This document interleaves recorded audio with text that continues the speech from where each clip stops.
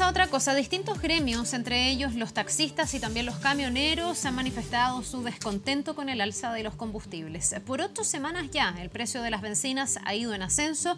Sin embargo, el ministro del Interior, Andrés Chadwick, anunció que se podrían tener buenas noticias en las próximas semanas. Vamos a analizar este escenario económico junto a Tomás Flores, economista y académico de la Universidad Mayor. Tomás, bienvenido. Muchísimas gracias por estar con nosotros. Muchas gracias, encantado.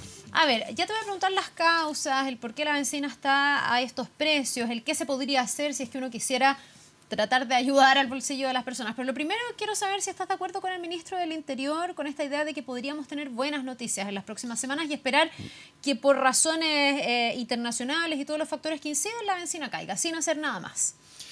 Es posible.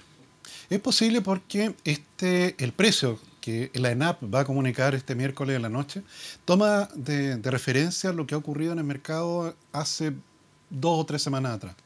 Y efectivamente el precio de los combustibles a nivel internacional se ha mantenido relativamente estable. No muy barato, pero relativamente estable. Pero también es necesario ver el valor del dólar. Si durante efectivamente los últimos días el valor del dólar vuelve a subir, bueno, ahí efectivamente la probabilidad de una rebaja de precios se hace más baja. Ya, ahora no podemos saber si el precio del dólar va a subir o bajar, como para saber si es que esto incidiría positiva o negativamente en el precio de los combustibles. Claro, hoy día está abriendo al alza, efectivamente, el tipo de cambio. Entonces, uno puede hacer una proyección, pero efectivamente puede que se alineen finalmente los astros y algo se alivie el bolsillo. Claro, porque pregunto esto pensando en el precio que está hoy día las bencinas en sus octanajes, porque claro, dice el ministro, debiesen venir buenas noticias y uno se pregunta, ¿a qué le llamamos buenas noticias? Hoy día tenemos una bencina que está sobre los 900 pesos acá, pero está más de 1.000 pesos y 1.100 en otros puntos de Chile. Si no hiciéramos nada y no hubiese discusión y solo dejáramos que actúen los factores que actualmente actúan, ¿podría haber una rebaja considerable de la bencina? No creo. ¿Podríamos llegar a los 700 y tantos pesos, 800 En la pesos? condición actual no creo. Porque el precio de la bencina en Chile se determina en función de 2 variables. Uno es el precio internacional.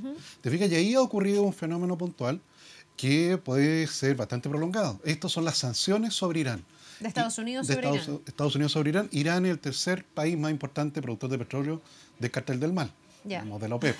Y ha bajado efectivamente su participación en el mercado mundial y los otros países, como Arabia o Libia, no han logrado subir la producción para compensar. O sea, hoy día tenemos menos petróleo disponible en el mundo. Para la misma demanda. Para la misma demanda, o demanda un poco mayor. Y el Cártel del Mal está cómodo con estos precios. Te fijo, $80 el petróleo Brent es algo que está dentro de sus metas. Por tanto, no los veo yo muy desesperados por tratar de aumentar la producción petrolera. Ahora, perdón, ese promedio, o sea, ese precio del petróleo por barril está más o menos en el promedio. ¿Cuál es el comportamiento usual? Porque yo me acuerdo que ha habido veces que ha subido de los 100 pesos, o sea, de los 100 dólares. De los $100, por ejemplo. Claro. No sé los 80 dónde están en el fondo. Están por sobre el promedio. Ya. O sea, a principios de año efectivamente estaba más cerca de los $70. Entonces tenemos hoy día un precio de barril de petróleo más alto y se va a mantener allí, yo creo. Pero tampoco es que se haya disparado así a niveles que expliquen tanta alza. No como antes de la crisis subprime, que llegó a $120 el barril. Ahí uno se acuerda que fue muy brusco el alza. Pero se agregó otro elemento, que la vez pasada no estaba, es que el dólar subió. Te fijas, a principio de año el dólar en Chile estaba a 600 pesos, ahora está cercano a 680 y por tanto se sumaron las dos variables que levantaron el precio por arriba de, tal como tú señalas, 900 pesos por litro. Entonces no creo que exista una baja considerable, si no hace nada, digamos, en impuestos o en el fondo de estabilización. Esto nos llevaría entonces a pensar que para bajar de manera que la gente lo sienta el precio de la bencina, habría que buscar nuevos mecanismos. Hoy día sabemos que está el MEPCO, que lo que busca es estabilizar en el fondo el precio de los combustibles y evitar que se dispare.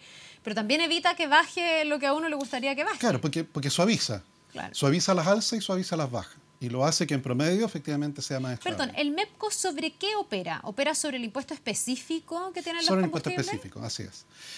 Rebajándolo cuando efectivamente los precios suben e incrementándolo cuando los precios bajan. Ahora, ¿cuánto representa, no sé, en promedio de esos 1.000 pesos, por ejemplo, que es como, pensemos en algo fácil de entender, la fórmula más fácil para las bencinas, 1.000 pesos. ¿Cuánto de eso es impuesto específico? Como 300 pesos. Ya, no es menor. No, y eso es lo que el MEPCO corrige o suaviza cada vez que nosotros pagamos el litro de bencina. Exactamente. De no haber existido ese mecanismo de estabilización, el jueves pasado la bencina hubiera subido probablemente 25 pesos, en lugar de los 6 pesos que subió. Ya. Entonces, claro, te estabiliza, pero no es milagroso. ¿Te fijas? Está hecho para estabilizar alzas bruscas que van a venir seguidas de una reducción, y ahí funciona bien, porque es un estabilizador. Pero ya cuando tienes un nivel permanentemente más alto, claro, es incapaz de hacerlo. Y yo tengo la impresión de que eso va subiendo la banda, inevitablemente. O sea, Sí. claro, no se dispara, pero en el fondo igual el tramo en el que controla va subiendo. Por eso preguntaba yo si es posible pensar, así como estamos, que la bencina caiga nuevamente a los 700 No, pesos. no, Como que no va el a ser tan piso ya fácil. fue Así es. subiendo, ¿no? No, claro, porque si es que empieza efectivamente el precio internacional o el dólar a bajar, esa baja, tal como tú señalas, no se va a transmitir totalmente al precio de los combustibles. También es contenida. Es contenida, porque tiene que empezar a recuperar el dinero que ha puesto el fondo. ¿Te fijas? Ha gastado ese fondo ya en subsidios más de 50 millones de dólares y los va a tener que recuperar. Ahora, muchos ya se preguntan si no hay que hacer algo directamente, intervenir los precios de alguna forma. ¿Cuál es tu O el mirada, impuesto, Tomás? o el impuesto. Claro, o sea, los precios lo dije como en general, pero Claro. esos 1.000 pesos, tratar de buscar mecanismos o para intervenir y estabilizarlos de mejor manera o definitivamente pensar en eliminar parte o la totalidad de ese impuesto específico que, entre paréntesis, fue creado para fines completamente distintos a los actuales. Como son habitualmente los impuestos. Sí. Sí. Claro, porque tú podrías ver el caso americano. Por ejemplo, en el caso de los Estados Unidos no tienen este impuesto específico. El combustible, claro, sería cercano en pesos chilenos a 500 pesos el litro. Y ellos no tienen ningún mecanismo de estabilización. Cuando sube, sube, cuando baja, baja. Pero claro, esa variabilidad es en relación a un precio más bajo del que tenemos nosotros. Y en el caso nuestro, tal como tú señalas, el impuesto a los combustibles, que nace a mediados de los 80, nace con otro propósito, por cierto, de reconstrucción, y luego toma el rol de poder cobrar por el uso de la infraestructura vial. Y en ese momento, el impuesto al diésel y el impuesto a la gasolina no eran muy distintos. Y por cierto, el de la gasolina era mucho más bajo que hoy día. Pero en los años 90, para especificar el número, ese impuesto que hoy día es 300 pesos, a principios de los 90 era 100 pesos. Ya, un tercio. Era un tercio. ¿Qué ocurrió durante los años 90? Chile empezó a firmar acuerdos de libre comercio. Eso implica eliminar aranceles a las importaciones, y esa recaudación perdida se compensó subiendo el impuesto a la gasolina. Solo a la gasolina, no al diésel. Y por eso hoy día el impuesto a la gasolina es casi 3 veces más alto que el del diésel. Claro, y ahí hay un argumento un poco falaz cuando hoy día dicen, no, lo que pasa es que el impuesto ha mutado de tratar de cobrar por el uso de la infraestructura a tratar de cobrar por la externalidad del uso de los combustibles, porque si fuera por externalidad, el diésel también es más contaminante. es contaminante y es más contaminante Así que la es. benzina, tiene un impuesto mucho menor, por lo tanto Así ahí es. como que el argumento de la No, externalidad claro, no queda es decir, si uno muy quiere claro. entrar a mirar el sistema tributario, claro, hay que ver de combustible, hay que revisarlo entero de nuevo, porque lo que tenemos hoy día es consecuencia de un impuesto que nació para un propósito, después mutó a otro, y en el cual hoy día tenemos una distorsión, efectivamente, desde el punto de vista de la externalidad, y sobre todo si vamos hacia un mundo en el cual, por ejemplo, acá en Santiago, va a haber tarificación vial. Entonces ya el uso de la calle efectivamente va a estar bastante cobrado, por así decirlo, a través de Bueno, distintos y ya mecanismos. tenemos cobros, o sea, igual tenemos Así es. rutas que están concesionadas y que tienen tag, Exactamente. bueno, las autopistas hace mucho tiempo más lo tienen. ¿Qué tan recaudador es este impuesto específico? recaudador. Porque tengo la impresión de que esa es la razón por la que ningún gobierno finalmente lo ha tocado. Es muy recaudador. Yo creo que el año pasado ha recaudado entre 2.400 y 2.500 millones de Y dólares. eso para las arcas fiscales es un Considerable. pedazo Eso importante de la torta. es es equivalente a lo que el Estado gasta hoy día en gratuidad universitaria, más las becas de apoyo a los estudiantes en educación superior. O sea, prescindir de ese impuesto se ve muy difícil, Y por pensando en que más allá de las causas Claro. es plata que le entra al fisco para Así luego es. reinvertirla en otra cosa. Exactamente. Por tanto, hay que repensarlo, porque también uno pudiese analizar, por ejemplo, el permiso de circulación. Te fijas que no tiene que ver con cuánto uno circula, sino que tiene que ver con cuán caro es tu auto. En el caso japonés, el permiso de circulación tiene que ver con cuán contaminante es tu auto. Ya. Si el auto es muy contaminante, tienes que pagar mucho más. De hecho, para los autos viejos, llega a ser el permiso de circulación tan caro que lo sacas de circulación. Claro, y un incentivo al recambio de los autos. Exactamente. ¿Te fijas? Entonces, claro, Acá es al revés, porque acá los es al autos revés. caros son los nuevos Probablemente y se menos van contaminantes. abaratando a medida que van pasando los años. Bueno, de hecho, tú sabes que un bus de Transantiago probablemente debe pagar de permiso de circulación 60.000 pesos o 70.000 pesos. Versus un auto nuevo que puede costar 300.000, 400.000, Exactamente. dependiendo del auto. ¿Te fijas? Entonces, el permiso de circulación no tiene que ver con si tú circulas o no. El impuesto a los combustibles no tiene que ver si usa mucho la infraestructura vial o no. El impuesto actual no tiene que ver si contaminas mucho o no. Sí. Ahora, yo tengo la impresión de que en ambos casos lo único que se busca aquí es recaudar plata, más allá de Lo cuáles sé, son los argumentos. lo Porque tú sé. dices, habría que analizar o revisar el permiso de circulación, pero el permiso de circulación también se transforma en una fuente de recursos para los municipios que ya dice que no tienen muchos Así es. recursos. Bueno, se va a un fondo común, se distribuye, etcétera, pero ahí también los municipios no deben estar muy dispuestos a dejar de No, claro. recaudar. Entonces, por eso hay que transformarlos. Estos impuestos hay que transformarlos. Y probablemente, claro, hoy día, probablemente, tal como lo señaló el presidente, va a organizar probablemente un equipo para empezar a analizar esto en el contexto en que está la reforma tributaria grande en el Congreso. ¿Te fijas? Para no empezar a ver las dos cosas simultáneamente. Pero yo creo que efectivamente llegó el momento de esto que lo dejamos como asignatura pendiente en cada gobierno, efectivamente sea abordado. Tomás, también hay como una sensación muchas veces de que aquí se le carga mucho la mano a los automovilistas. Bueno, hemos visto aquí también los camioneros han puesto el grito en el cielo, han dicho que ellos además quieren, ya te voy a preguntar por eso, que no se ajuste la benzina cada una semana, que sean como a lo mejor Cada 3 cambios, meses. claro, cada 3 meses, dijeron ellos, 90 días. Pero también está esta idea de que, ¿por qué los automovilistas tienen que pagar este impuesto y no lo hacen las mineras, no lo hacen las aerolíneas, que también ocupan combustible, que también contaminan, que también generan externalidad? ¿Cuál es la explicación para eso? Y no sé si eso sería revisable. Ley pareja no es dura. O que paguen todos o que al momento de incorporar a otros que paguen, el impuesto pudiera reducirse para los que ya lo pagan. Claro, fue hecho así por justamente el sustento del impuesto en ese momento, que era cobrar por el uso de la infraestructura vial. Entonces, todo motor que, por así decirlo, se transita en una calle, se le diseñó un impuesto al insumo específico Ya, que pero esto requiere era para ello. rueda en el pavimento. Exactamente. O sea, si vas volando por el aire, no. No, si tienes un tractor dentro del campo, no paga el impuesto. Si tienes una panadería que tiene hornos a petróleo, no paga el impuesto específico, porque no está usando la infraestructura vial. Te fijas, Ya. fue pensado de otra manera. Justamente en años en que no había tag ni ninguna de esas cosas, había peaje entre regiones, digamos, pero efectivamente no las autopistas concesionarias que tenemos hoy Y día. puede haber ahí un espacio, ahora, con las mineras a lo mejor me queda un poco más claro que si las mineras pagaran, a lo mejor podrías aliviar a los automovilistas si es que repartiéramos como la misma recaudación actual entre más actores, pero en las aerolíneas yo me imagino que se traduciría necesariamente a precio a cliente. No, claro, por cierto. Sería la Por gente cierto. nuevamente la que termina pagando. No, claro, sí, lo que pasa es que cuando en este rediseño, claro, es nítido tener la externalidad que uno desea combatir. ¿Te fijas? Porque la externalidad busca que tú, debido al impuesto, te cambies a utilizar otro insumo. ¿Te fijas? En el caso de las mineras, dejar de usar petróleo para la generación de energía y ocupar eólicas u otras. Lo que pasa es que, claro, en el caso de un camionero, claro, no tiene alternativa. ¿Te fijas? O sea, en ese caso, si se le sube el impuesto, claro, se transmite todo a costo y a tarifa finalmente.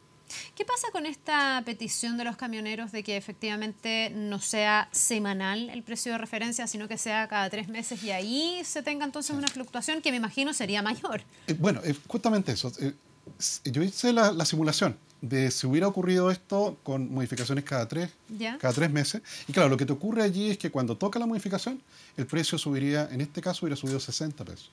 60 pesos. ¿Te fijas? Porque se hizo, por eso es semanal, para hacerlo en cómodas cuotas. Perdón, por y así eso es decirlo. igual pensando que hay un sistema de estabilización de precios, Exactamente. solo que se manifieste y se corrija ese Exactamente. precio cada 3 meses Cada y no 3 cada meses. semana. Claro, por eso finalmente se tomó la decisión de hacerlo semana a semana.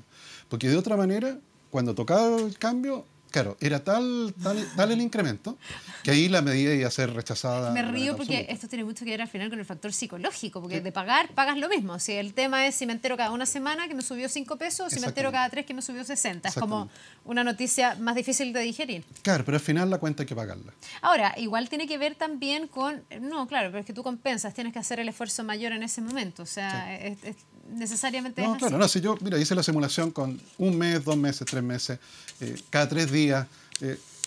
Claro. Tomás, algunos hablan de subsidios, por ejemplo, sectores productivos que dependan, tú acabas de decir, los camioneros no tienen otra alternativa, que a lo mejor a ellos se les pudiera subsidiar o focalizar algún tipo de ayuda, no sé, a cadenas productivas que sean más sensibles al combustible. ¿Qué te pasa No, ahí no. respecto No, de no, ahí yo no estoy subsidios? tan de acuerdo. Claro, porque una cosa es poder enfrentar un ciclo de precio adverso que va a durar algunos meses. Otra cosa es ya subsidio generalizado. Y allí yo estoy en contra, porque efectivamente, de hecho en este mismo caso de lo que se ha gastado hasta el momento, 50 millones de dólares yo creo que debe ser equivalente a algo más del 10% del presupuesto del Sename. O sea, cuando tú pones todas las prioridades sociales y la rentabilidad social que tiene cada peso gastado en cada una de ellas, hay muchas otras que son más rentables que subsidiar los combustibles. O sea, ahí yo preferiría efectivamente tal vez modificar el impuesto a los combustibles por otro que suplante la recaudación o la reemplace, pero no ir a subsidios. Ahora, siempre va a tener que ser sobre la base de la misma recaudación. O sea, es Claro. muy difícil que un gobierno diga ya vamos a cambiar o modificar el impuesto específico y que eso signifique una merma.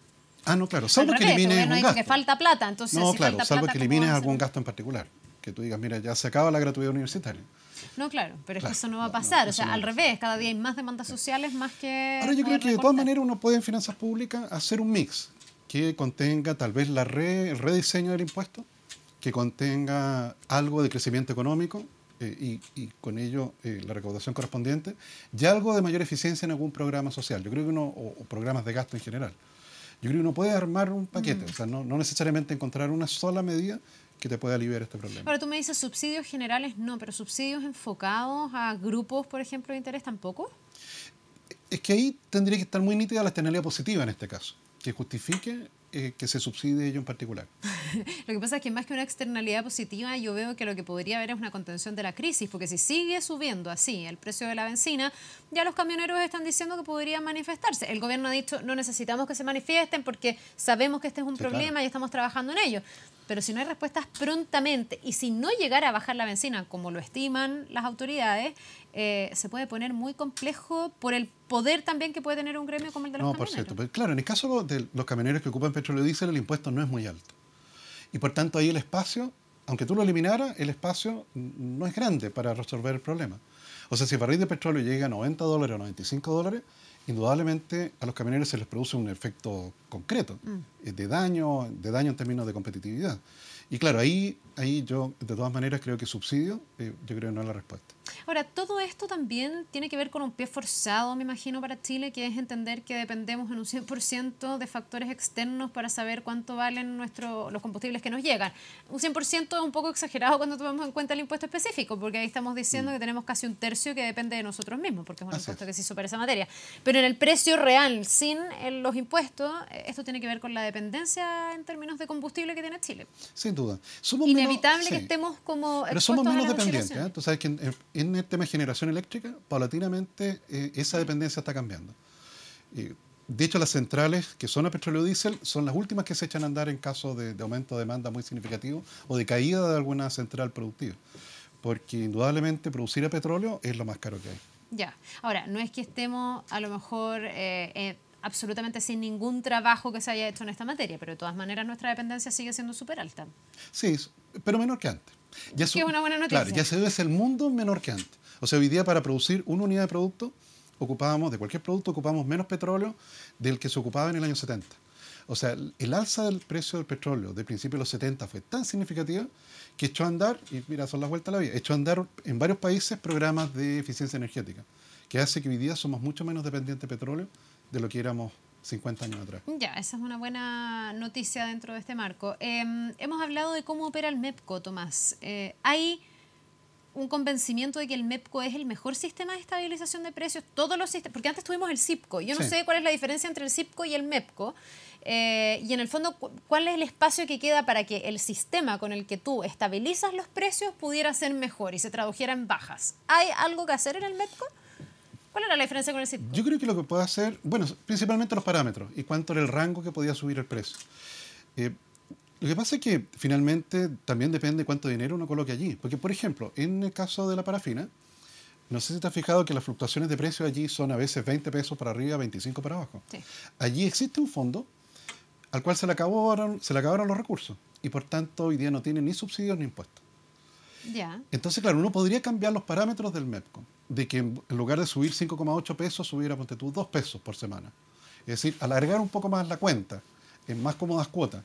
Pero finalmente, si estamos ante un ciclo de precios al alza de más de 6 meses, ningún mecanismo estabilizador Ahora, es capaz esas de cómodas cuotas se les neutralizarlo. paga después al propio, o sea, al mismo Estado se las paga a sí mismo en el fondo.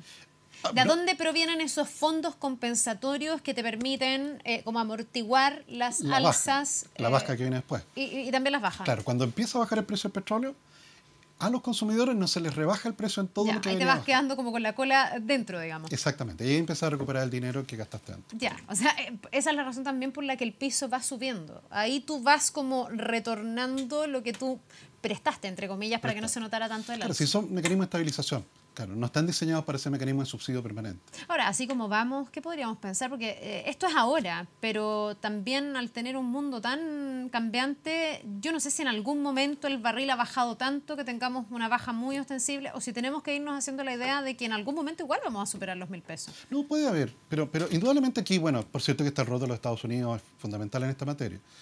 ¿Te fijas? Y ese equilibrio que tiene con Arabia Saudita, que es el líder del cartel del mal. ¿Okay? Tú ves que hoy día entre Estados Unidos y Arabia Saudita las relaciones no están muy buenas. Sí, eso te iba a decir. A mí me tiene preocupada todo lo que pasa con el periodista muerto, Khashoggi, Sí, claro. que yo no sé si de alguna manera influye, porque aquí las relaciones entre Estados Unidos y Arabia Saudita se pueden tensionar, aunque Estados Unidos ha bajado un poco el tono del Sí. comienzo. Entonces, mira, Trump, bueno, se ha peleado con todos, pero entre otros le ha señalado al cartel del mal de que no quiere un barril de petróleo tan caro. Pero también se ha producido en los Estados Unidos un fenómeno curioso. Estados Unidos era parecido a nosotros en términos de que importaba petróleo en términos netos, no tanto como nosotros, pero no le alcanzaba con el propio. Pero ahora con la nueva tecnología de producción de petróleo se ha convertido en un exportador de petróleo. Y por tanto precios como este no son tan malos para ellos. Ya no depende tanto. No, claro, ellos ya exportan petróleo en términos netos. Entonces, precios de $80 el barril no es algo malo para Tomás, ellos. para finalizar, ¿por qué tienen benzina mucho más cara ciudades más del extremo, por ejemplo, sur de nuestro país? ¿Cuál es la explicación? Porque mucho miramos lo que pasa en Santiago, pero se nos olvida que hay otros puntos donde la gente está sufriendo más todavía. No, claro, por por pagar arriba de la 1.000 benzina. pesos. No, yo creo que el costo logístico, el que El traslado del Exactamente. combustible. No, pues si piensas tú en el caso de la carretera austral, hay veces que tú llegas a una bomba de benzina en una ciudad y no hay combustible. Claro. Tienes que esperar a que llegue el camión. ¿Y cuándo va a llegar el camión? No sabemos bien, te respondo. Ya, y ahí, por ejemplo, no sé, pensando además que son zonas australes o que están alejadas y que tienen como en hartas materias precariedades, ahí sí podría operar subsidio. Por último, emparejarle la cancha, porque que injusto también. Yo sé que nuestro país es súper largo y todo, y es compleja la topografía, pero también esa gente se puede sentir muy castigada. Sí, Decir, claro. pucha, ¿por qué yo por vivir acá voy a tener que pagar más que el santiaguino o que un nortino? Mira, yo te diría que ahí probablemente la mayor deficiencia es en infraestructura.